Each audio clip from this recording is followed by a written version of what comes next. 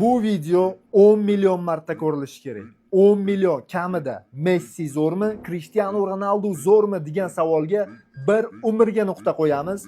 Hech qachon esingizdan chiqmaydigan bo'ladi.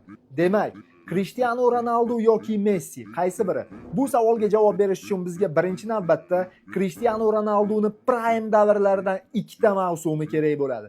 2008-yilgi Manchester United'dagi davrlari va 2017-yilgi Real Madriddagi mavsumi.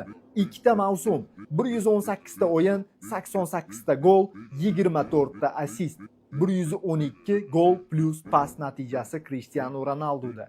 Ana endi Lionel Messini faqatgina bitta 2012-yildagi mavsumini olamiz. Messida 91 ta gol, 24 ta assist, gol plus pas 115. Ana endi eng yomonini aytaman, bir umr esingizdan chiqmaydi dedim-a.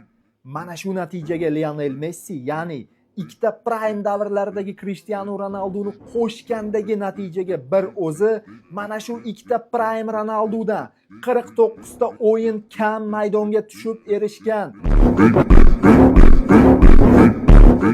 Savol: agar bitta Messi ikkita prime Ronaldoni o'yinlari soniga teng o'yinlarda maydonga tushganda nima bo'lardi?